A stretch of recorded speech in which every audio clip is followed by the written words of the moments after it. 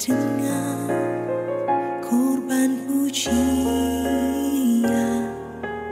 masuk hadirat-Mu Tuhan, berhiaskan kekudusan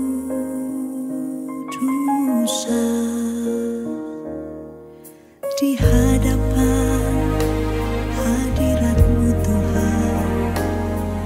Ku rasakan kedamaian di hadapan hadirat-Mu Tuhan. Ku nampak keagungan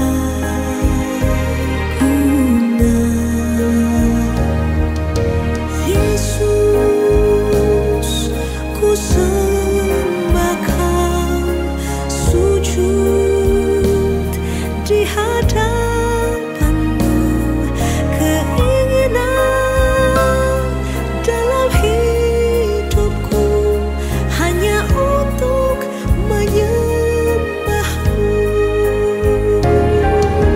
Yesus, ku sembah Kau, sujud di hadapan-Mu.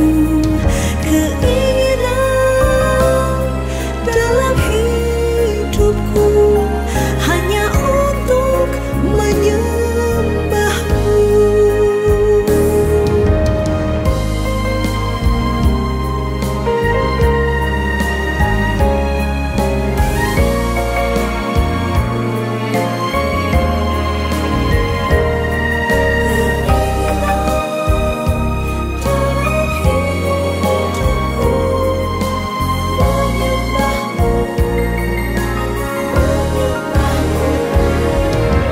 Yesus, ku sembah Kau, sujud di hadapan-Mu.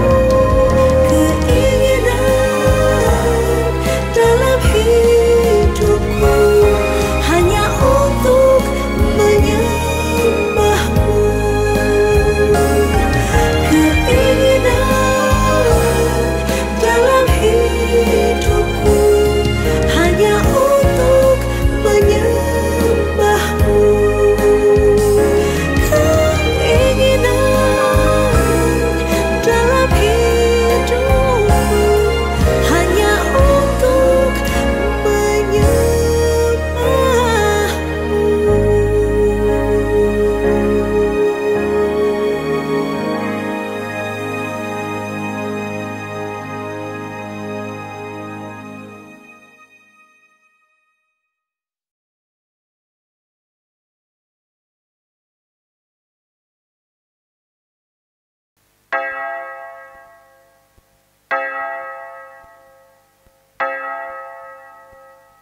Shalom Bapak Ibu Saudara-saudara sekalian yang dikasihi oleh Tuhan Yesus Kristus dimanapun Bapak Ibu Saudara sekalian berada pada saat ini.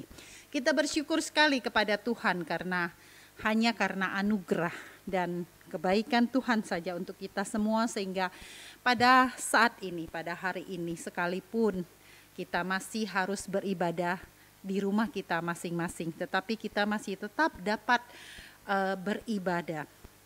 Kita bersyukur untuk hal ini. Mari Bapak Ibu, saya mengajak Bapak Ibu Saudara sekalian, kita ambil waktu teduh sejenak sebelum kita masuk ke dalam ibadah kita pada hari ini. Kita berdiam diri sejenak, kita siapkan hati kita, pikiran kita, dan fokus kita hanya kepada Tuhan saja.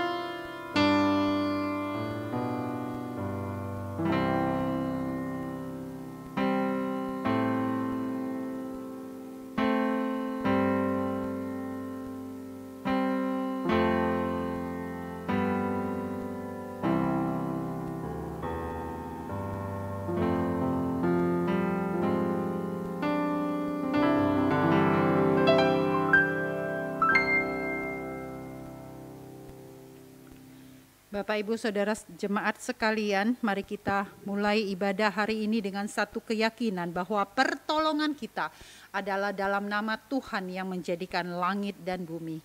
Turunlah kiranya atas kita sekalian anugerah dan damai sejahtera dari Allah Bapa dan Tuhan Yesus Kristus.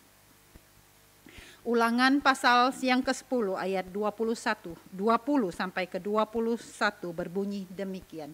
Engkau harus takut akan Tuhan Allahmu, kepadanya haruslah engkau beribadah dan berpaut, dan demi namanya haruslah engkau bersumpah. Dialah pokok puji-pujianmu dan dialah Allahmu yang telah melakukan di antaramu perbuatan-perbuatan yang besar dan dahsyat yang telah kau lihat dengan matamu sendiri. Saudara jemaat sekalian, mari kita puji Allah kita. Allah kita yang kita sembah adalah Allah yang kita percaya di tengah-tengah pergumulan apapun, di tengah-tengah kesulitan karena pandemi sekalipun, ya kita tahu bahwa Dia adalah perlindungan kita dan kekuatan kita. Dia adalah penolong kita di waktu susah, dan itu sudah terbukti. Mari kita naikkan pujian. Tuhan perlindunganku.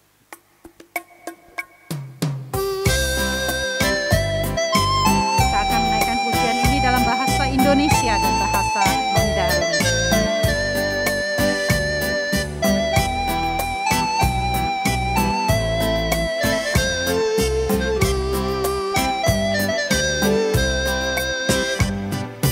Tuhanlah perlindunganku,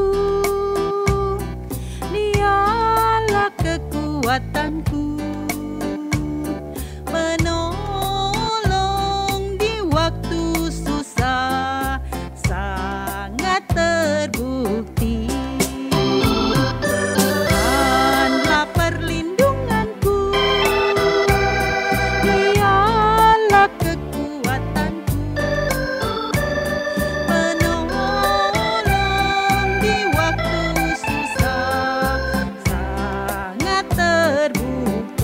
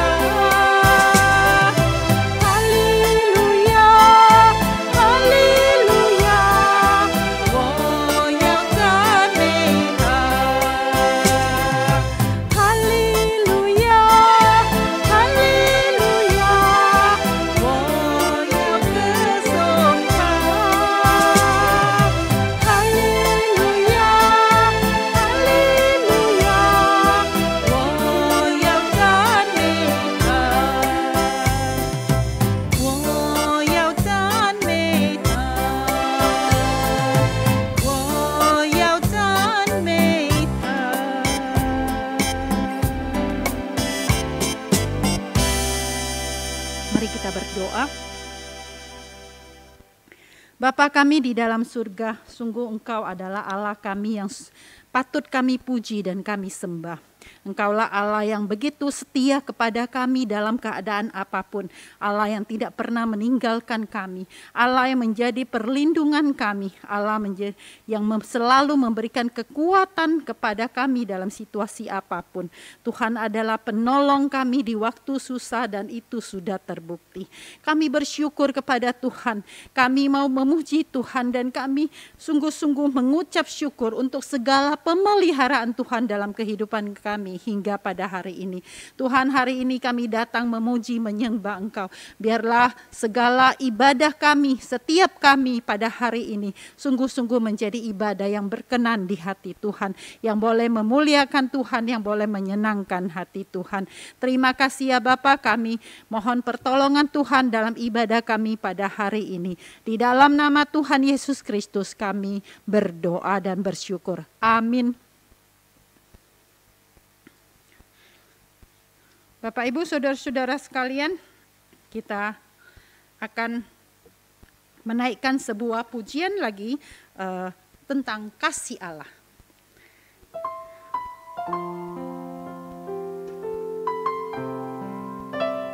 Kasih Allah amat besar dan tak dapat dilukiskan.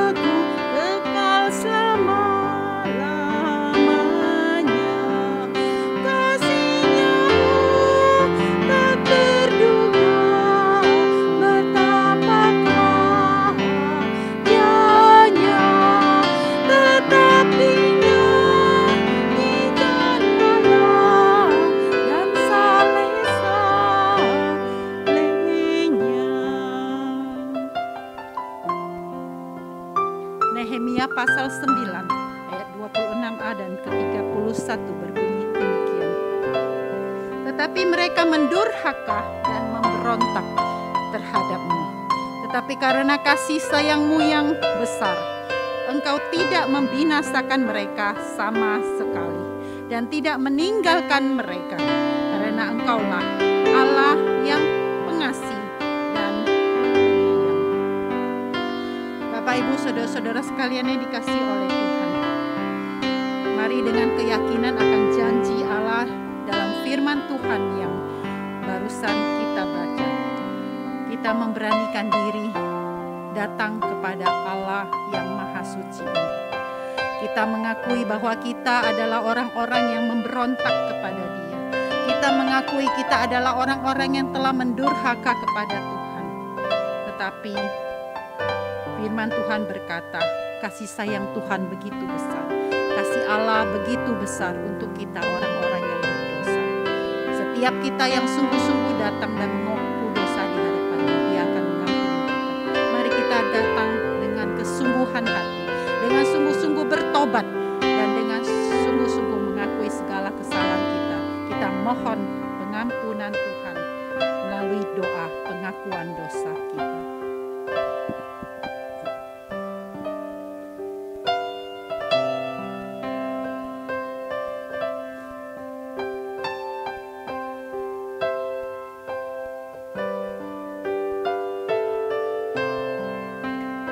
Bapa di dalam surga, inilah setiap kami ya Tuhan. Kami yang mengaku anak-anak Tuhan, tapi kenyataan dalam kehidupan kami sehari-hari, kami terus mendurhaka dan memberontak kepada Tuhan melalui sikap kami, melalui kelakuan kami, melalui kehidupan kami yang tidak mempermuliakan nama Tuhan. Tuhan, ampunilah setiap kami.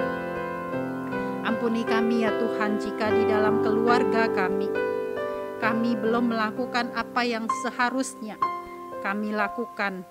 Kami belum melakukan peran kami dengan baik sebagai orang tua, sebagai papa mama, atau sebagai anak. Tuhan, ampunilah kami.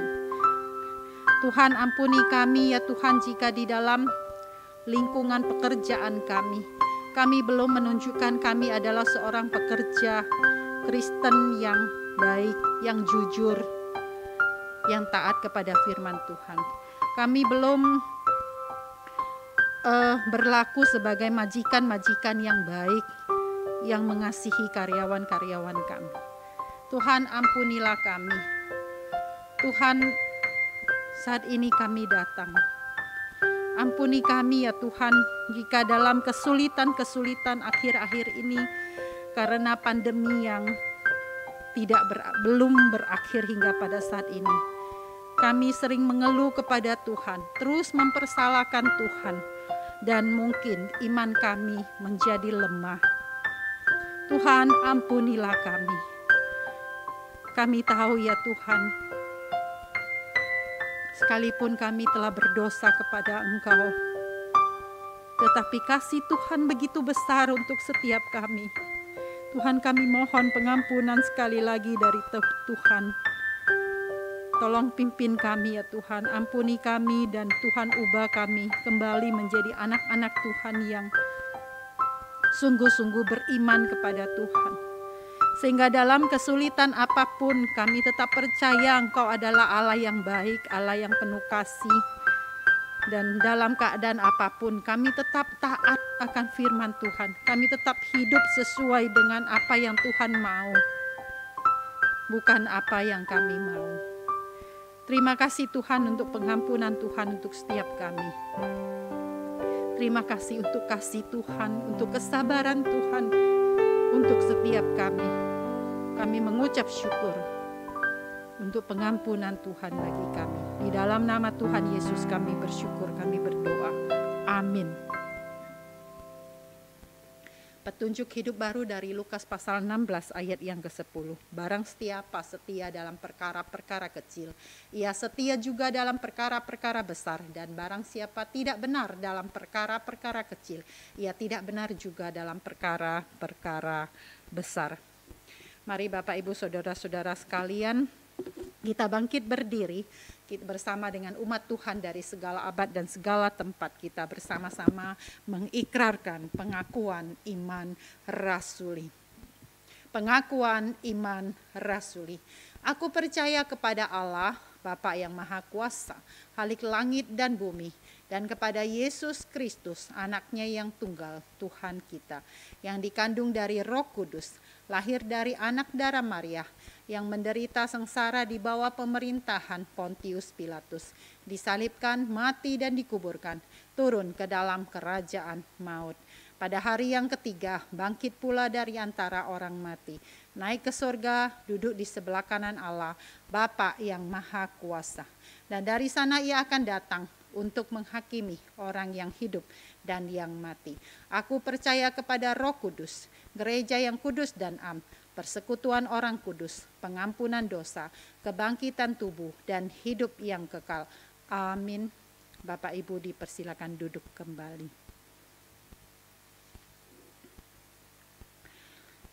Mari saat ini kita bersyukur untuk semua berkat pemeliharaan dan anugerah Tuhan kepada setiap kita. Mari kita persiapkan hati kita untuk memberikan persembahan yang terbaik kepada Tuhan. Persembahan Bapak Ibu dapat berikan sesuai dengan informasi yang tertera di depan Bapak Ibu Saudara sekalian. Ya, kita akan memberikan persembahan, kita menaikkan pujian Tuhan Yesus baik.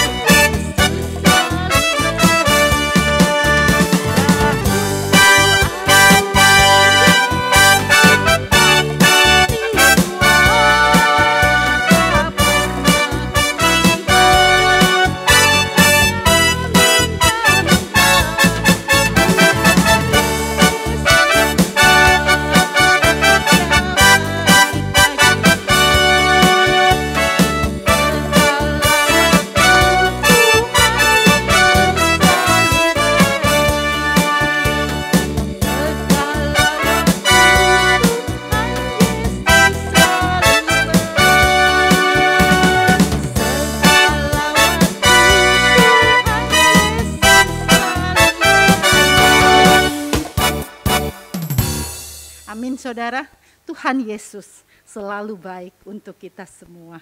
Mari kita berdoa. Bapa di dalam surga, kami sungguh mengucap syukur karena Engkau adalah Allah yang selalu baik. Dulu, sekarang, dan sampai selama-lamanya, dan tidak pernah berubah kebaikan Tuhan untuk setiap kami ya Tuhan. Kami mengucap syukur untuk segala kebaikan Tuhan dalam hidup kami. Kami mengucap syukur jika Tuhan sudah menebus kami dari orang-orang yang berdosa. Kami boleh diampuni, kami boleh diselamatkan, kami boleh dianggap benar karena pengorbanan Tuhan Yesus bagi setiap kami. Terima kasih Tuhan untuk semua hal yang begitu besar yang Tuhan sudah lakukan dalam kehidupan kami. Kami percaya tidak ada lagi yang tidak Tuhan lakukan untuk kebaikan setiap kami. Tuhan pasti baik bagi kami. Biarlah Tuhan kami boleh terus hidup mengucap syukur kepada Tuhan dalam kondisi apapun. Karena kami yakin Engkau adalah Allah yang baik bagi kami dan terus mengasihi kami. Terima kasih Bapa, di dalam nama Tuhan Yesus kami bersyukur. Saat ini kami memberikan persembahan, biarlah Tuhan menerima persembahan kami dengan sukacita. Tuhan kami bersyukur dalam nama Tuhan Yesus. Amin.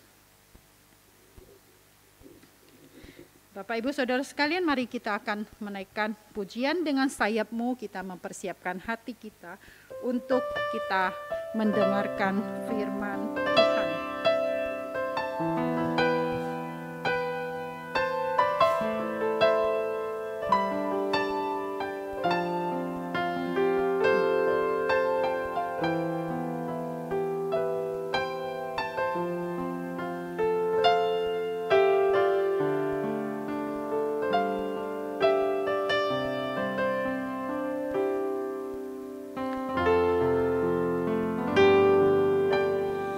Firman-Mu berkata Kau besertaku,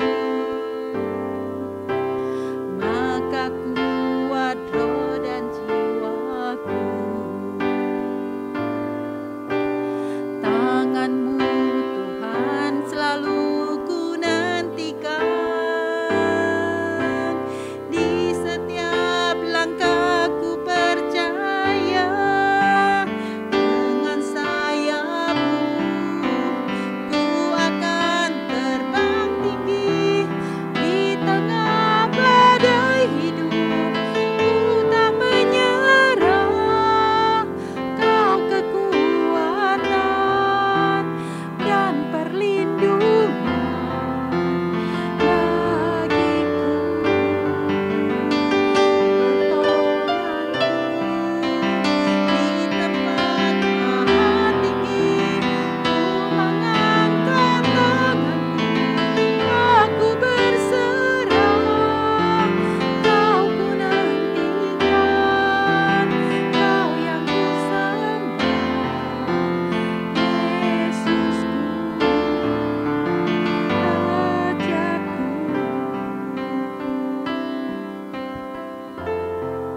Firman Tuhan hari ini akan disampaikan oleh Guru Injil Handoyo.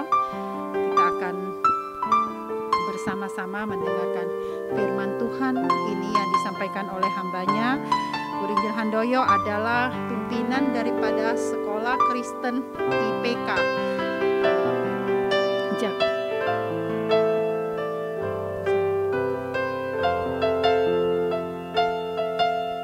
Mari kita persiapkan hati kita untuk masuk ke dalam firman Tuhan. Kita naikkan pujian ini sekali lagi. Firman-Mu berkata Kau besertaku, maka kuat roh dan jiwaku. Tangan-Mu Tuhan selalu ku nantikan, setiap langkahku percaya.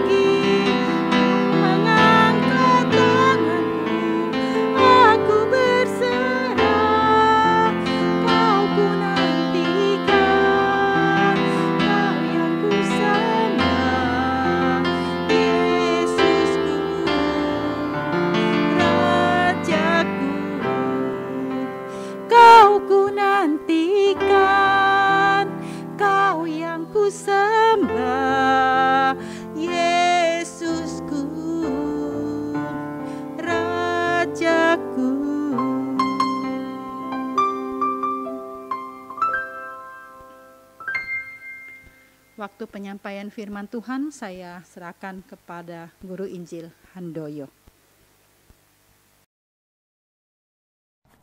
Shalom, senang sekali Bapak Ibu jemaat Tuhan yang dikasihi Tuhan kalau hari ini kita masih bisa beribadah bersama-sama walaupun secara online.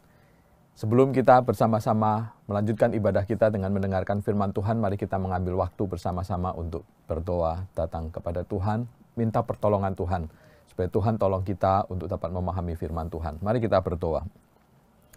Bapa yang di surga, kami datang kepadamu, kami bersyukur kalau hari ini kami masih punya kesempatan untuk belajar firman Tuhan bersama-sama di dalam ibadah hari ini.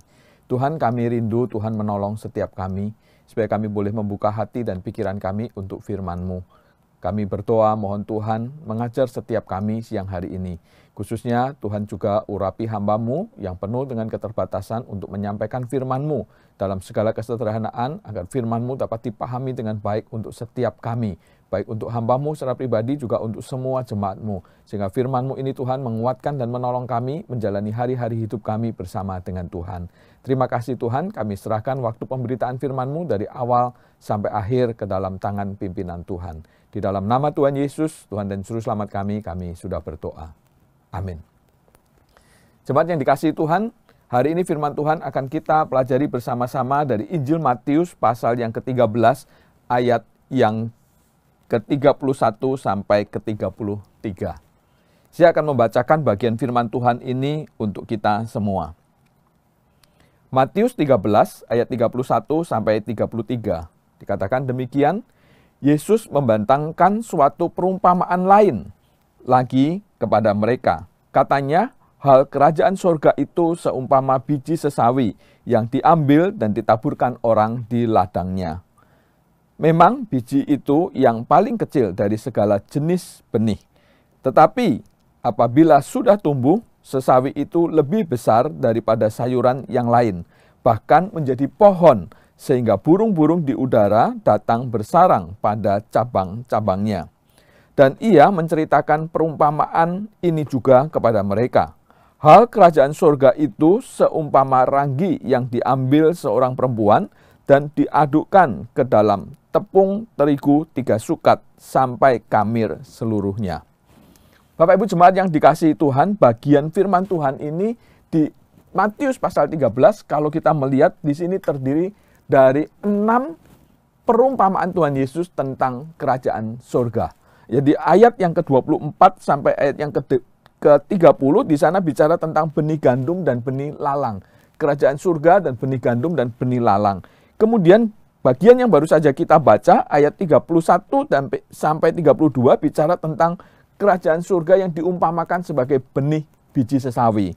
Kemudian ayat yang ke-33, kerajaan surga diumpamakan sebagai ragi.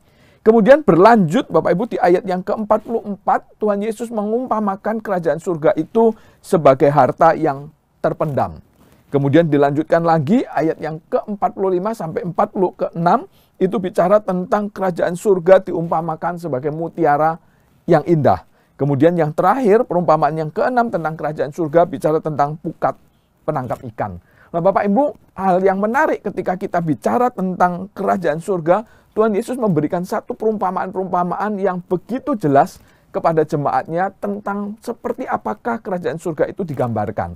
Dan hari ini kita akan belajar secara khusus dari bagian firman Tuhan yang baru saja kita baca, yaitu ayat yang ke-31 sampai ayat yang ke-33. Jemaat yang dikasihi Tuhan, bagian firman Tuhan ini banyak orang atau banyak penafsir yang sering mengatakan bahwa bagian ini adalah perumpamaan penjelasan tentang kerajaan surga yang digambarkan dalam perumpamaan yang kembar. Ya, perumpamaan kembar yaitu tentang biji sesawi dan tentang ragi. Sudah ada tepatnya kata-kata ini dikatakan sebagai perumpamaan yang kembar karena ada beberapa faktor yang sama antara biji sesawi dan ragi itu.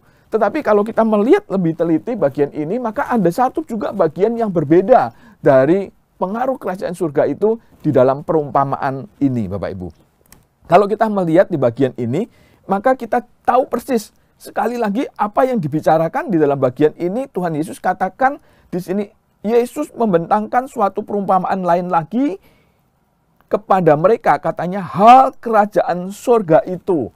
Bapak Ibu, jelas ini bicara sekali lagi tentang kerajaan surga, tentang kerajaan surga. Sehingga kita perlu nanti melihat di sini apa yang Yesus maksud dengan kerajaan surga. Kemudian Bapak Ibu, yang berikutnya ada dua hal yang dibicarakan di sini, yaitu yang pertama tentang biji sesawi dan yang kedua adalah tentang ragi. Nah Bapak Ibu, baik biji sesawi maupun ragi pada bagian ini itu sama-sama membicarakan sesuatu yang kecil, sesuatu yang sedikit, tetapi di sini digambarkan bahwa biji sesawi yang kecil itu ketika ditaburkan di ladang akan bertumbuh menjadi pohon yang besar. Dan sebaliknya juga ketika bicara dengan ragi, di sini tidak dikatakan ragi itu kecil atau ragi itu sedikit gitu. Tetapi Bapak Ibu, kalau kita perhatikan, maka orang-orang yang biasa membuat kue pasti tahu ragi yang dipakai itu tidak pernah banyak. Tapi ragi itu adalah bagian kecil untuk ada di dalam bagian adonan yang besar. Nah, kalau kita melihat bagian ini Bapak Ibu, ketika Tuhan Yesus memberikan perumpamaan tentang ragi, di situ dikatakan bahwa hal kerajaan surga itu seumpama ragi yang diambil seorang perempuan dan diadukkan dalam tepung terigu 3 sukat sampai kamir seluruhnya. Bapak Ibu, apa itu 3 sukat? Berapa banyak 3 sukat itu? Beberapa penafsir menjelaskan Bapak Ibu bahwa 3 sukat itu kalau dibuat adonan maka itu kurang lebih akan menjadi 50 kg roti. Atau bisa dibayangkan sebuah adonan roti yang kalau matang itu bisa dimakan oleh kurang lebih 100 sampai mungkin 120 orang untuk memakan roti itu. Nah, kita tahu untuk memakan roti, mengamiri adonan yang sebanyak itu diperlukan ragi. Tetapi tentunya raginya bukan ragi yang sangat banyak. Ragi yang sedikit saja sudah cukup. Dikatakan di sini untuk mengamirkan seluruh adonan. Nah, ini hal yang kedua, kenyataan yang kedua. Pertama tadi bicara soal kerajaan surga itu sendiri. Kemudian bicara tentang biji sesawi yang kecil dan juga yang akan bertumbuh menjadi besar, dan ragi yang tentunya tidak banyak tetapi mengamiri seluruh adonan. Sampai tahap ini Bapak Ibu, saudara yang dikasihi Tuhan, ada kesamaan antara perumpamaan kerajaan surga itu sebagai biji sesawi dan kerajaan surga itu sebagai ragi. Dan yang kemudian kenyataan apa lagi yang diungkapkan oleh Tuhan Yesus dalam perumpamaan ini? Yang ketiga, di sini dikatakan bahwa hal kerajaan surga itu seumpama biji sesawi yang diambil dan ditaburkan orang di ladangnya. Bicara tentang ada orang yang mengambil biji sesawi dan menaburkan. Ada karakter seorang penabur di sini. Kemudian juga ayat yang ke-33 sana dikatakan hal kerajaan surga itu seperti seumpama ragi yang diambil seorang perempuan. Ada lagi karakter di sini seorang perempuan yang menyampurkan ragi di dalam adonan. Nah, ini kesamaan yang ketiga. Ada peran orang yang melakukan sesuatu untuk ragi maupun untuk biji sesawi itu dalam perumpamaan tentang kerajaan Allah ini. Tapi Bapak Ibu, kalau kita melihat yang bagian berikutnya, yang keempat itu bicara tentang seperti apa kerajaan surga yang dulunya kecil itu bertumbuh. Ketika bicara tentang biji sesawi, Bapak Ibu jemaat yang dikasihi Tuhan, maka Tuhan Yesus menunjukkan di sini dikatakan biji sesawi yang kecil itu akan bertumbuh menjadi pohon yang besar.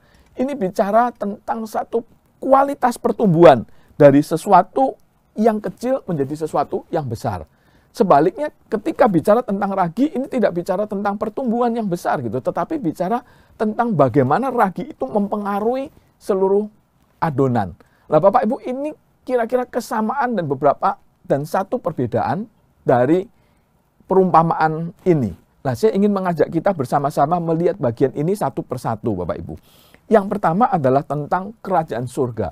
Perumpamaan ini bicara tentang kerajaan surga. Bapak Ibu, kira-kira apa itu kerajaan surga yang Yesus maksudkan di sini? Kalau kita melihat kepada keadaan zaman Yesus pada waktu itu, maka kita tahu pada waktu itu bangsa Israel dijajah oleh kerajaan Romawi.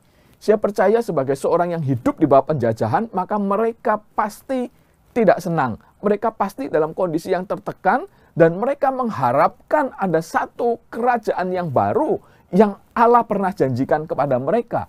Dan itulah yang mereka asumsikan, mereka bayangkan tentang satu kerajaan surga. Itu bisa mereka pahami sebagai kerajaan surga di muka bumi ini, tetapi juga bisa mereka bayangkan itu sebagai kerajaan surga di mana nanti satu hari ketika Tuhan panggil mereka, mereka akan ada di surga. Baik itu di bumi maupun itu setelah nanti mereka kembali kepada Tuhan, maka kita bisa melihat bahwa kerajaan surga ini bicara tentang satu pengharapan yang akan mereka dapatkan kelak. Bicara tentang satu pengharapan yang akan mereka dapatkan kelak, tetapi pengharapan itu bicara tentang apa? Yaitu tentang pemerintahan Allah yang berkuasa, pemerintahan Allah yang adil, pemerintahan Allah yang sangat besar. Lah itulah kerajaan surga yang Yesus katakan di sini untuk menjawab apa yang menjadi bayangan orang Israel pada waktu itu. Bahwa satu hari akan ada kerajaan yang dipimpin oleh Allah, kerajaan yang rajanya adalah Allah, dan di sanalah ada kekuasaan Allah yang memerintah. Tidak ada yang lain yang memerintah selain Allah. Allah memerintah dengan kuasanya, Allah memerintah dengan adil dan benar di sana. Lah Bapak Ibu, itulah yang Yesus ungkapkan tentang kerajaan Allah. Tuhan Yesus sedang bicara bahwa satu kali akan ada kerajaan yang dipimpin oleh Allah. Kerajaan yang mana rajanya adalah Allah sendiri, dan itulah kerajaan surga. Tetapi kita juga melihat di sini ada dua hal yang dibahas, yaitu biji sesawi dan ragi. Kembali lagi tadi saya katakan bahwa ini bicara tentang sesuatu yang kecil, sesuatu yang sedikit tetapi akan mempengaruhi yang besar. Di sini Tuhan Yesus sedang menjelaskan bahwa kerajaan Allah itu di dalam sudut pandang manusia pada waktu itu, pada zaman Yesus itu seolah-olah adalah sesuatu yang belum tampak, sesuatu yang kecil, sesuatu yang mungkin tidak sebesar yang mereka harapkan. Mungkin orang-orang Israel pada waktu itu membayangkan satu hari akan ada kerajaan Allah, kerajaan surga yang datang dengan tiba-tiba dengan rajanya yang besar dan kemudian mengubah seluruh tataran bumi. Tapi ketika Yesus bicara tentang biji sesawi dan ragi ini, maka ini menggambarkan tentang sesuatu yang kecil, yaitu biji sesawi ini yang ditanam di ladang, ya, dan ragi yang sedikit di antara banyak tepung. Ya. Biji sesawi maupun ragi ini saudara, adalah sesuatu yang kecil. Nah, Tuhan Yesus menggambarkan kerajaan surga itu tidak tiba-tiba datang dan menjadi besar kekuasaan itu. Tetapi kerajaan surga di muka bumi ini dimulai oleh sesuatu yang kecil. Sesuatu yang mungkin tidak terlihat. Tetapi yang kita harus ingat, dua-duanya, baik itu biji sesawi maupun ragi, Bapak Ibu, ini memiliki satu potensi untuk berkembang. Biji sesawi itu adalah sebuah benih. Benih artinya di dalamnya ada kehidupan. Ragi bicara tentang satu mikroorganisme yang di dalamnya ada kehidupan. Dan ketika bicara kehidupan, maka kehidupan itu bisa bertumbuh, kehidupan itu bisa berkembang, kehidupan itu bisa memberikan pengaruh. Dan itulah kerajaan surga yang dimulai oleh Yesus ketika dia datang. Sesuatu yang kecil tapi punya potensi. Benih itu memiliki kehidupan di dalamnya. Nah, saudara, ini yang membedakan sesuatu yang kecil, yang benih dan bukan benih. Kalau itu benih, maka dia punya potensi hidup. Dia bisa berkembang, dia menjadi besar. Tapi kalau kecil itu tapi bukan benih, maka dia tidak punya potensi kehidupan di dalamnya. Kerajaan surga dibayangkan, digambarkan oleh Yesus menjadi sesuatu yang kecil, yang hidup, yang dapat bertumbuh. Ya, saya ingin memberikan contoh, saudara, ketika kita bicara soal benih, maka kita tahu yang namanya benih jagung. Saudara, kalau kita punya benih jagung, apa yang membedakan benih jagung ini dengan jagung buatan manusia? Ya. Kalau benih jagung, saudara, itu adalah betul-betul jagung yang rasanya kita tahu, struktur kimianya kita tahu, dan itu benih. Dan manusia bisa membuat benih jagung itu. Membuat benih yang bentuknya seperti benih jagung, membuat benih yang struktur kimianya seperti struktur kimia benih jagung, dan mungkin kalau dimakan pun rasanya sama dengan benih jagung. Itu yang manusia buat. Tetapi Bapak Ibu yang dikasihi Tuhan, yang dibuat manusia itu bukan benih. Karena apa? Di dalamnya tidak ada kehidupan. Kalau benih jagung yang sesungguhnya dan benih jagung buatan manusia itu ditanam bersama-sama, maka benih jagung yang sesungguhnya buatan Allah, ciptaan Allah itu akan bertumbuh, berkembang, dan berbuah. Sedangkan apa yang manusia buat tidak akan pernah bisa berbuah. Walaupun bentuknya sama, struktur kimianya sama, rasanya sama, tapi berbeda. Karena tidak ada perkembangan di dalamnya. Demikian pula ragi yang diumpamakan oleh Yesus ini mengandung kehidupan di dalamnya, yang bisa mengamirkan seluruh adonan. Lah Bapak Ibu, ini bicara tentang adanya satu pengharapan yang nyata. Pengharapan yang tidak kosong di dalam biji sesawi, di dalam ragi itu. Nah, hal ini menjelaskan bahwa kerajaan surga yang dibawa oleh Yesus ke dunia ini, yang diperkenalkan oleh Yesus itu, walaupun saat itu terlihat kecil, walaupun saat itu mungkin di mata manusia tidak ada bentuknya, belum berbentuk apapun, tetapi kerajaan surga itu memberikan satu pengharapan. Satu pengharapan, saudara, bahwa satu saat kerajaan itu akan bertumbuh, mencapai tingkat pertumbuhan yang tertentu, bahkan satu hari akan menjadi pohon yang sangat besar, ragi itu, benih sesawi itu. Dan ragi itu satu kali akan menghamiri seluruh adonan, sehingga adonan yang kecil akan menjadi besar dan akan terkamiri seluruhnya. Sudah memang perkembangan saat ini, kalau kita melihat dengan mata jasmani kita secara manusia, kita melihat bahwa kerajaan Allah yang ada di muka bumi ini belum berkembang sampai tahap akhirnya. Tapi terus berkembang, terus berkembang. Nah, perkembangan ini kalau kita melihat ada dua hal, ketika bicara biji sesawi dan ragi, maka biji sesawi itu bicara tentang perkembangan di dalam kuantitas pribadi, biji itu sendiri menjadi besar. Nah, kerajaan surga yang kecil itu terus bertumbuh, berkembang di dalam kehidupan seorang pribadi yang nyata, di mana awalnya kecil, tetapi pengaruh Allah di dalam diri orang itu membuat orang itu menjadi lebih baik, bertumbuh secara pribadi. Tetapi juga ketika bicara tentang ragi, maka ragi ini tidak hanya bicara tentang pribadi itu, tetapi bicara tentang bagaimana ragi itu mempengaruhi sekelilingnya, mempengaruhi adonan. Nah, yang kedua ini Bapak Ibu, ketika bicara tentang biji sesawi dan bicara tentang ragi, maka kita melihat di dalamnya ada potensi pengharapan bahwa kerajaan Allah itu akan bertumbuh di dalam setiap pribadi yang memilikinya. Dan kerajaan Allah itu, yaitu yang ada di dalam pribadi-pribadi itu, akan bertumbuh untuk mempengaruhi lingkungannya, memberikan dampak kepada lingkungannya, melakukan transformasi terhadap lingkungannya. Sudah itulah kerajaan Allah yang diumpamakan sebagai biji sesawi dan ragi tadi. Sudah kenyataan yang ketiga, apa yang tadi ada di sini adalah tentang adanya satu proses yang tidak terlihat. Ada satu proses yang tidak terlihat. Baik biji sesawi itu ketika ditanamkan di tanah, saudara, kita tidak tahu apa yang terjadi. Tapi hari demi hari kita bisa melihat bahwa biji itu bertumbuh menjadi sayuran, bertumbuh menjadi pohon. Dan demikian pula ragi itu, ketika ragi itu dicampurkan ke adonan, kita tidak tahu apa yang sedang terjadi di dalamnya. Tetapi kita melihat bahwa ragi itu kemudian mempengaruhi adonan itu, mengkamirkan, membuat adonan itu mengembang menjadi besar. Begitu. Ada sesuatu yang terlihat di dalamnya. Nah, saudara, ini kalau kita melihat ini, maka kita melihat bahwa kerajaan surga itu sudah memberikan satu kepastian tentang pertumbuhan yang dikerjakan oleh Roh Kudus. Pertumbuhan pribadi seseorang maupun pertumbuhan pengaruh dari kerajaan Allah itu di dunia ini yang dikerjakan oleh Roh Kudus. Kita tidak melihat dengan kasat mata bagaimana Roh Kudus bekerja, tetapi kita bisa melihat dampak yang terjadi, dampak yang kelihatan, dampak yang disaksikan oleh kita sendiri dan oleh orang-orang sekeliling kita, bahwa ternyata kerajaan Allah itu memberikan dampak. Saudara, kerajaan Allah itu bisa mengubah seseorang. Ketika seseorang itu menerima kerajaan Allah, jadi dipengaruhi. Dia yang dahulu adalah seorang penjahat pun bisa berubah menjadi seorang yang sangat saleh dan dipakai oleh Tuhan. Itu terjadi dalam kehidupan Rasul Paulus. Sudah, tapi bukan hanya pada pribadi, tapi dampak dari kerajaan Allah itu juga bisa memberikan dampak kepada lingkungan, mengkamiri adonan itu.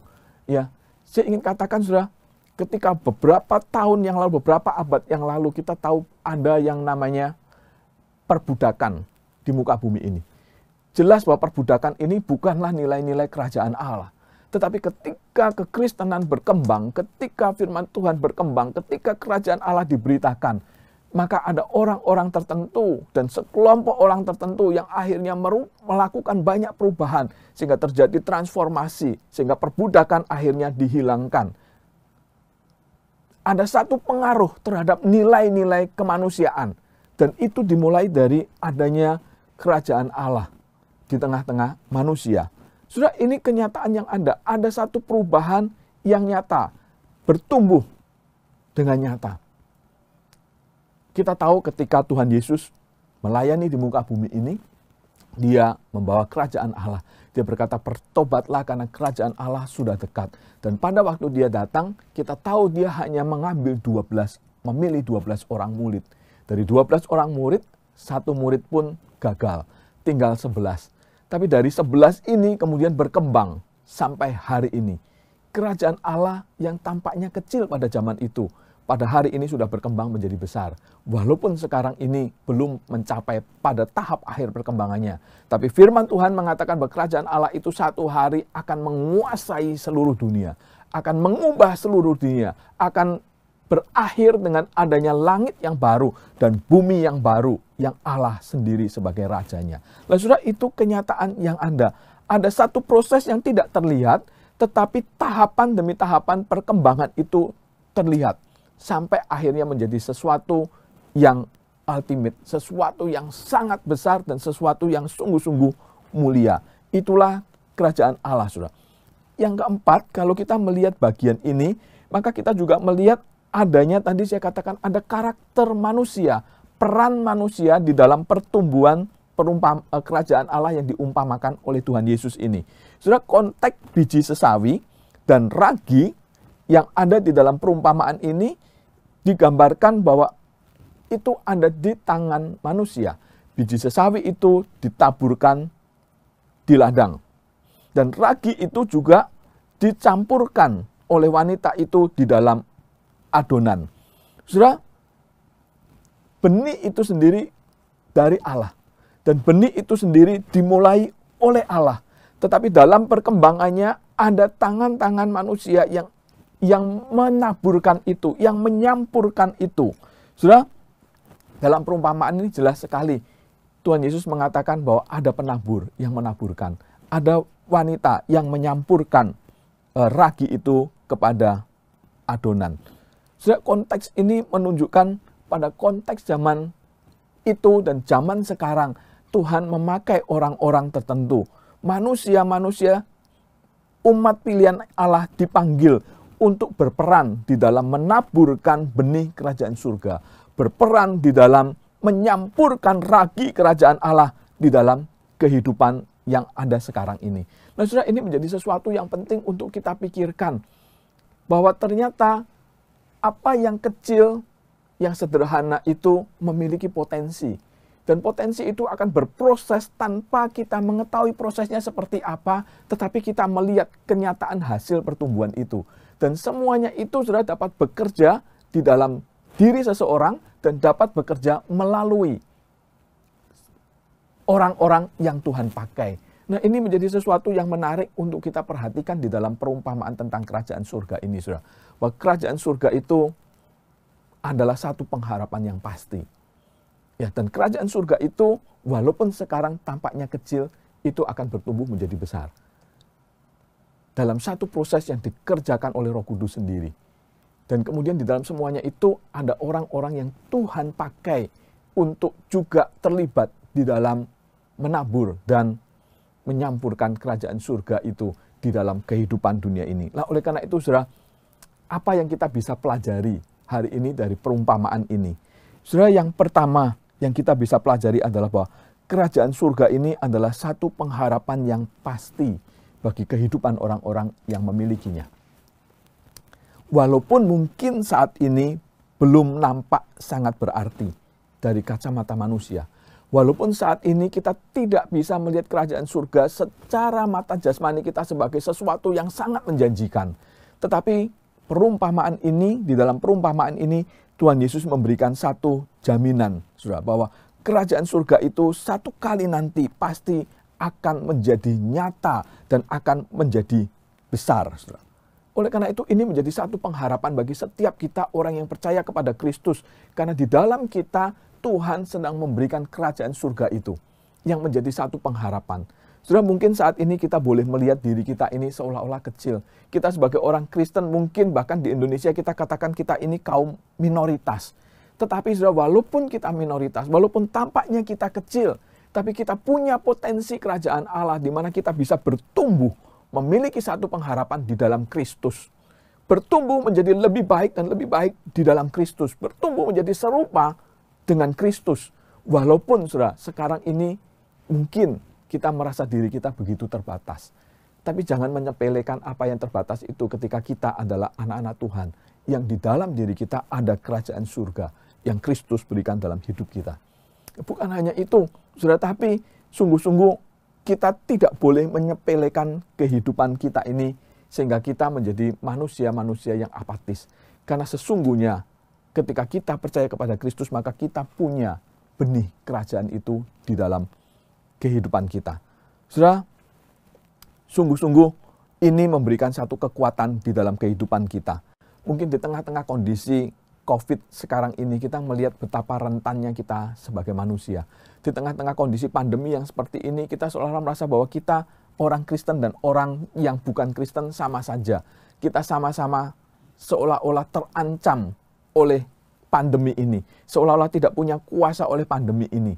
Tapi ketika kita tahu bahwa di dalam diri kita ada kerajaan Allah, maka sebenarnya di dalam diri kita ada satu potensi di mana satu hari nanti kita akan melihat Allah berkuasa. Satu hari nanti kita akan melihat bagaimana Allah menyatakan dirinya di dalam kehidupan kita. Mungkin bisa di saat kita masih ada di dunia ini atau nanti pada waktu Tuhan panggil kita. Kita memiliki satu pengharapan yang sungguh nyata tentang kerajaan Allah. Oleh karena itu saudara, sebagai orang-orang yang percaya di dalam Kristus, hari ini ketika kita tahu tentang kerajaan Allah, janganlah kita berkecil hati. Mari kita punya pengharapan yang kuat di dalam Tuhan. Bahwa satu hari kerajaan Allah itu akan bertumbuh menjadi besar. Akan nyata di dalam kehidupan kita. Saudara, hal kedua apa yang kita pelajari dari bagian firman Tuhan ini? Yang kedua, saudara, saya ingin menekankan bahwa kerajaan Allah ini dimiliki hanya oleh orang-orang yang percaya kepada Kristus. Oleh karena itu menjadi pertanyaan buat kita semua yang mendengarkan firman Tuhan hari ini. Sudahkah saudara betul-betul menjadi orang yang percaya kepada Kristus? Saudara, kalau engkau menjadi orang yang percaya kepada Kristus, maka engkau memiliki benih kerajaan surga itu di dalam kehidupanmu. Benih yang sungguh dimulai oleh Allah ketika Dia menebus kita. Benih yang sungguh ada di dalam hidup kita untuk menjadikan kita ini satu kali memiliki dan mendapatkan pengharapan kita, yaitu kerajaan surga itu. Tapi saudara, kalau kita belum percaya kepada Kristus, maka kita tidak memiliki benih itu. Walaupun mungkin kita tahu bahwa kita mengerti ada surga, kita mengerti bahwa mungkin satu hari kita bisa menuju ke surga itu. Tetapi kalau kita tidak memiliki Kristus, maka sesungguhnya benih itu tidak ada di dalam diri kita. Seperti tadi saya ungkapkan, kita manusia bisa aja membuat tiruan biji jagung. Tetapi tiruan biji jagung itu bukan biji jagung, bukan benih jagung yang di dalamnya ada kehidupan. Saudara, kita bisa saja punya agama. Kita bisa saja punya kepercayaan tentang masa yang akan datang setelah kematian. Tetapi saudara, firman Allah mengatakan hanya Yesus Kristuslah jalan dan kebenaran dan hidup. Hanya Yesus Kristusnya satu-satunya yang ditetapkan oleh Allah untuk menjadi jalan keselamatan menuju kepada surga itu.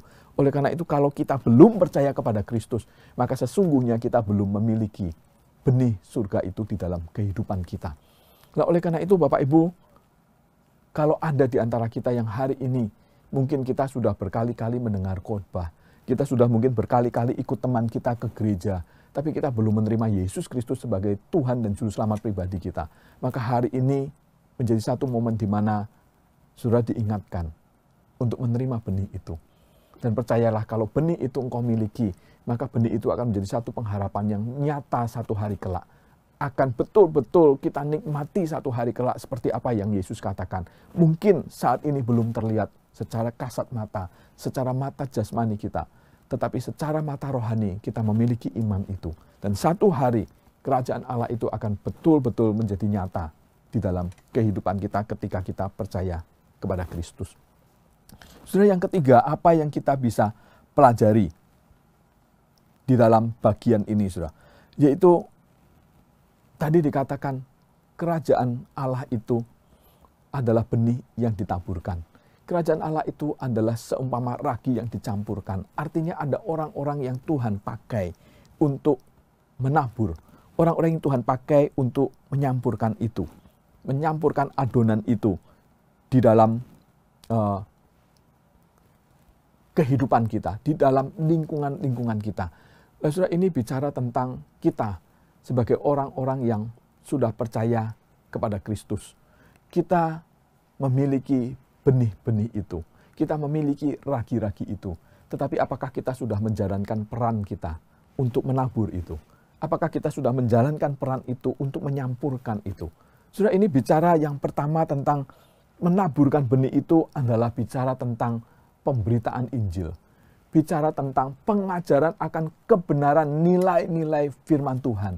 Saudara, apakah kita sebagai orang-orang percaya kepada Kristus, kita yang sudah menerima benih itu dan benih itu bertumbuh dalam hidup kita dan kita memiliki pengharapan di dalam benih itu, apakah kita juga menjadi orang-orang yang ikut menanamkan benih itu ke ladang-ladang dunia ini, saudara? Ini menjadi pertanyaan bagi setiap kita. Saudara, Tuhan ingin saudara dan saya menjadi penabur-penabur benih itu. Menjadi pemberita-pemberita Injil. Dan menjadi pemberita-pemberita firman kebenaran itu. Saudara, oleh karena itu ketika kita bicara tentang gereja, maka gereja bicara tentang pemberitaan Injil dan pemuritan. Satu gereja yang maju di dalamnya harus ada pemberitaan Injil. Yaitu ditaburkannya benih-benih kerajaan surga. Dan juga ditaburkannya benih-benih itu di dalam pemuritan, di dalam pengajaran firman Tuhan. Sehingga setiap orang memiliki nilai-nilai kerajaan. Dan nilai-nilai kerajaan itu akan mempengaruhi kehidupan lingkungannya. Nilai-nilai kerajaan itu akan bertumbuh di dalam dirinya sehingga orang ini bertumbuh memahami akan kebenaran Tuhan. Nah, oleh karena itu di gereja tadi saya katakan pertama harus ada pemberitaan Injil, penaburan benih. Tapi yang kedua juga di gereja harus ada khotbah-khotbah yang alkitabiah. Khotbah-khotbah yang bermutu sesuai dengan firman Tuhan yang diajarkan. Sehingga membuat benih firman Tuhan di dalam diri seseorang yang ditaburkan itu bertumbuh. Sehingga setiap orang di dalam gereja, setiap jemaat yang menerima Injil itu bertumbuh dalam pengenalan akan Allah. Bertumbuh di dalam kebenaran firman Tuhan.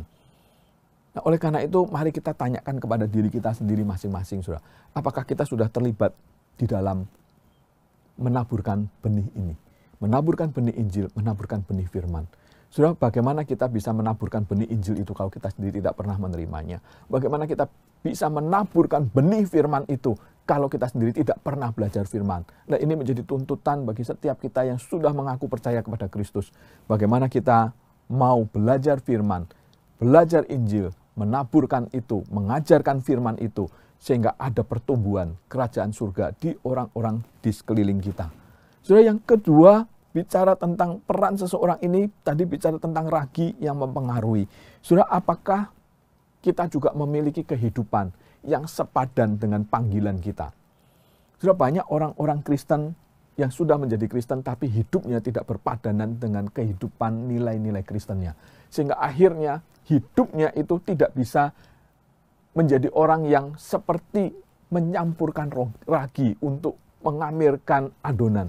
Tetapi sebaliknya hidupnya itu merusak adonan yang ada. Karena apa? Karena dia tidak hidup sepadanan dengan nilai-nilai kerajaan Allah. Saudara, kita sebagai orang yang percaya punya tanggung jawab untuk mempraktekkan hidup mempraktekkan nilai-nilai kerajaan Allah itu di dalam hidup kita. Sehingga praktek hidup kita mempengaruhi lingkungan kita. Menjadi kesaksian. Nilai-nilai kita bahkan bisa mengubah nilai-nilai yang salah dari lingkungan kita. Nilai-nilai yang salah dari orang lain. Karena melihat kehidupan kita. Melihat praktek hidup kita yang bukan saja mengajar. Tetapi juga mentransformasi. Kita ditransformasi oleh benih kerajaan surga. Dan kemudian kita mentransformasi orang lain, mentransformasi lingkungan kita melalui pemberitaan firman, melalui praktek kehidupan firman Tuhan yang kita kerjakan. Saudara, itu menjadi tantangan bagi setiap kita. Sedih sekali ketika banyak orang berkata, dia orang Kristen, tapi kok hidupnya begitu. Dia orang Kristen, tapi melakukan hal yang jahat. Dia orang Kristen, tetapi nilai-nilainya nilai-nilai duniawi. Dia orang Kristen, tetapi mengutamakan keuntungan pribadi. Dia orang Kristen, tapi suka membuat orang lain menderita. Saudara, itu tidak bisa menjadi seorang yang menaburkan ragi. Tapi ketika kita menaburkan ragi, maka orang akan katakan, iya, dia orang Kristen. Dia menunjukkan kasih Kristus. Dia menunjukkan kekudusan Kristus ada di dalam hidupnya. Dan ketika dia ada, maka di situ lingkungan itu terpengaruh kepada yang baik. Saudara, di satu perusahaan ada seorang manajer yang takut akan Tuhan. Dan manajer yang takut akan Tuhan ini sudah punya kebiasaan di dalam kerja dia. Dia punya kebiasaan itu membawa kunci-kunci yang cukup banyak untuk ruang kantor dia, di kantong dia gitu. Karena dia manajer yang punya banyak tanggung jawab, sehingga banyak kunci lemari ini, kunci lemari itu, kunci ruangan ini, ruangan itu yang dia bawa begitu. Sehingga kalau dia jalan selalu akan bunyi kricik, kricik, kricik gitu ya, bunyi kunci itu. Tapi saya tidak berfokus pada bunyi kunci ini. Yang menarik adalah karena manajer ini dia hidup takut akan Tuhan, dia hidup kudus. Jadi sedangkan lingkungan sekitarnya itu seringkali di kantor itu orang itu melakukan banyak hal yang tidak benar gitu ya. Seringkali kalau ngomong yang jorok-jorok, ngomong menggosipkan orang lain begitu, dan mereka bergerombol ngomong-ngomong. Nah, yang unik adalah kalau mereka sedang bergerombol, sedang ngomongin hal-hal yang jorok, hal-hal yang kotor, atau sedang menggosipkan orang lain, kemudian manajer ini masuk berjalan begitu ya, sampai dekat pintu, mulai terdengar suara kuncinya, langsung semua orang yang bekerja, diam. Pak ini datang, Pak ini datang. Udah bubar. Jangan ngomongin yang seperti itu, karena ada dia. Begitu. Dia sudah memberikan satu pengaruh, bagaimana hidupnya yang kudus itu membuat orang lain terpengaruh. Dan kemudian ketika dia mulai berinteraksi dengan teman-temannya, berinteraksi dengan rekan-rekan kerjanya, dia mulai mengatakan itu tidak baik. Stoplah lakukan itu. Begitu. Dan itu kemudian bisa membuat lingkungan kantornya berubah. Karena apa? Karena dia mempraktekkan hidup kekudusan di dalam Kristus. Nah, saudara, ini yang seharusnya terjadi ketika ada benih firman Tuhan, benih kerajaan Allah itu pada diri kita, maka kita harus membagikannya. Saudara, perumpamaan hari ini mengajarkan kita itu. Ada orang-orang yang menaburkan benih, ada orang-orang yang menyampurkan ragi itu di dalam adonan. Dan apakah saudara dan saya adalah orang-orang tersebut? Mari kita meminta Tuhan menolong kita, supaya kita boleh betul-betul menjadi orang-orang yang menaburkan benih kerajaan surga, dan juga menyampurkan ragi di dalam adonan, ragi kerajaan surga di dalam adonan, sehingga kehidupan kita mentransformasi orang lain, karena kita sudah ditransformasi oleh benih kerajaan surga itu. Biarlah perumpamaan kerajaan surga ini mempengaruhi kehidupan kita hari ini. Kita mau punya pengharapan di dalam Kristus, karena apa yang kita harapkan itu sungguh nyata. Kerajaan surga itu walaupun sekarang belum terlihat, tapi satu hari akan nyata, akan menjadi nyata dalam hidup kita. Dan yang kedua, apakah kita sungguh-sungguh sudah memiliki kerajaan surga itu dalam kehidupan kita? Kalau belum, percayalah kepada Kristus, terimalah dia sebagai Tuhan dan Juru Selamatnya. Hiduplah di dalam kebenaran firman-Nya, maka engkau memiliki benih itu di dalam hidupmu, benih yang akan berkembang, benih yang menjadi pengharapan. Tapi kalau kita sekarang berkata bahwa kita sudah memiliki benih itu, kita ada di dalam Kristus, maka tanggung jawab kita adalah menaburkan benih itu. Tanggung jawab kita adalah menyampurkan ragi itu, sehingga hidup kita boleh betul-betul menjadi hidup yang membagikan kerajaan Allah. Mari kita berdoa. Bapa di surga, kami bersyukur untuk firman Tuhan yang boleh kami renungkan bersama hari ini. Tuhan, tolong kami supaya kami boleh sungguh-sungguh memahami bahwa di dalam Tuhan ada kerajaan, benih kerajaan surga, ragi kerajaan surga yang Tuhan berikan dalam kehidupan kami. Yang mana satu hari benih yang kecil itu akan bertumbuh nyata menjadi pohon yang besar. Ragi yang sedikit itu satu hari akan nyata Tuhan untuk memberikan pengaruh kepada lingkungan di mana lingkungan itu akan terpengaruh oleh nilai-nilai kerajaan surga. Tuhan, tolong kami supaya kami boleh memahami itu dan memiliki pengharapan di dalam kerajaan itu.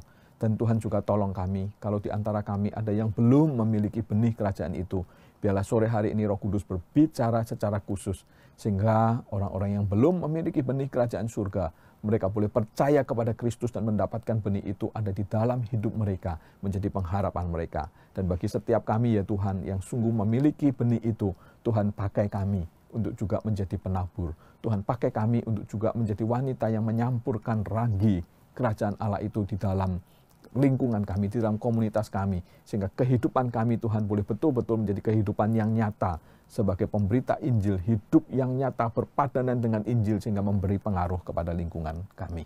Terima kasih buat berkat Tuhan, kami bersyukur untuk anugerah-Mu. Kami juga berdoa untuk seluruh jemaat-Mu di GKY Jambi ini. Hamba-Mu berdoa menyerahkan ke dalam tangan Tuhan. Biar kiranya firman yang sudah mereka dengar, Tuhan boleh mereka pahami, boleh mereka lakukan dalam kehidupan mereka. Dan kami berdoa kiranya Tuhan pakai gereja GKY Jambi ini untuk terus menjadi penabur-penabur Injil Tuhan, penabur-penabur benih kerajaan, dan memberikan pengaruh yang nyata bagi lingkungan di Jambi ini, sehingga nama Tuhan dipermuliakan. Terima kasih buat berkat-Mu Tuhan, kami serahkan doa permohonan kami ke dalam tangan-Mu. Di dalam nama Tuhan Yesus kami sudah berdoa. Amin. Shalom Bapak Ibu, Tuhan memberkati.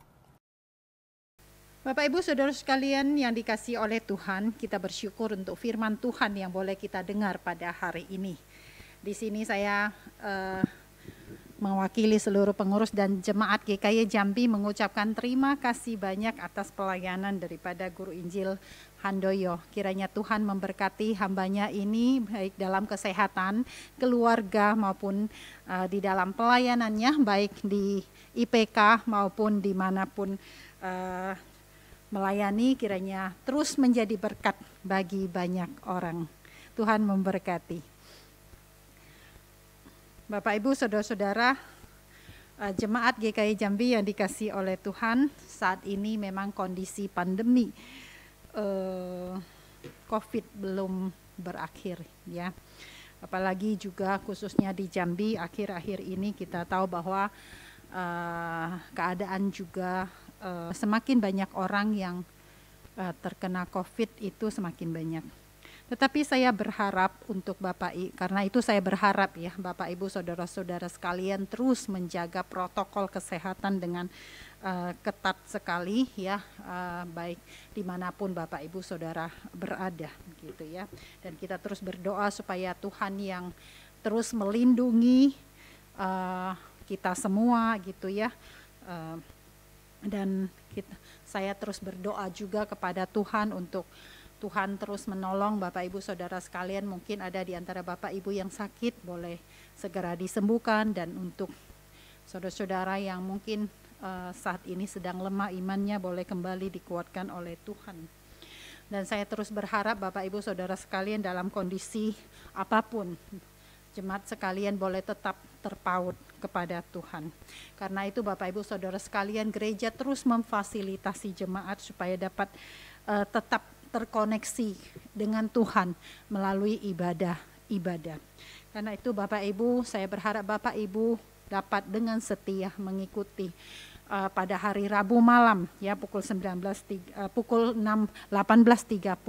kita dapat ikut persekutuan doa dari GKY Mangga Besar Jakarta ya. Kemudian ibadah setiap minggu secara bergantian kita siapkan melalui rekaman ibadah dari GKY Mangga Besar Jakarta dan juga melalui rekaman ibadah dari GKY Jambi. Kemudian juga ada persekutuan remaja dan kebaktian sekolah minggu yang diadakan melalui Zoom.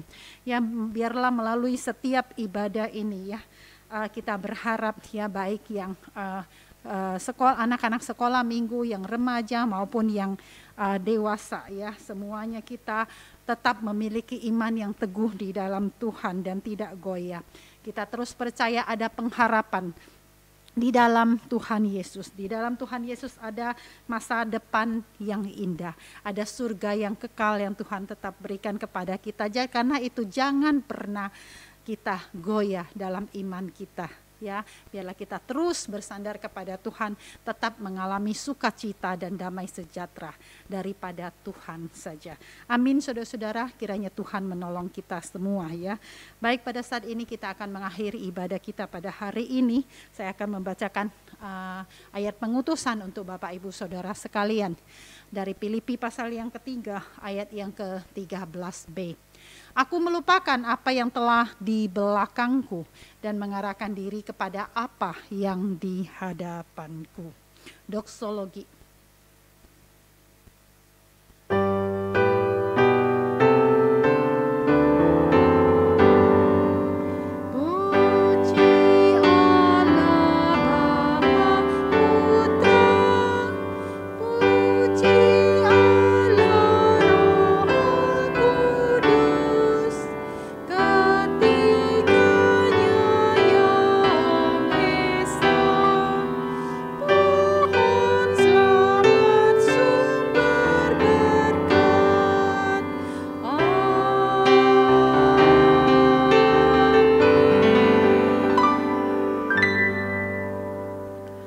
Bapa di dalam surga, kami bersyukur untuk pertolongan anugerah Tuhan untuk setiap kami pada saat ini, sehingga hari ini kami dapat beribadah dengan baik.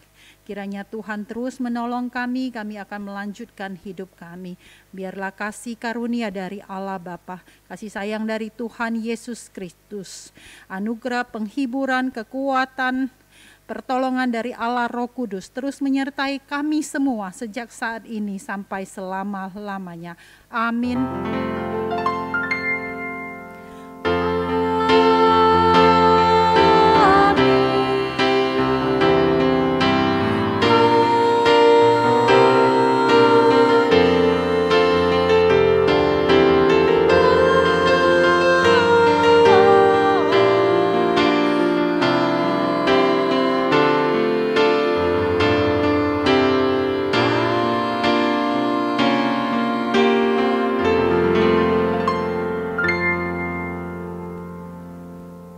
Amin. Ibadah kita selesai. Tuhan memberkati Bapak Ibu, saudara-saudara sekalian. Silakan ambil waktu teduh.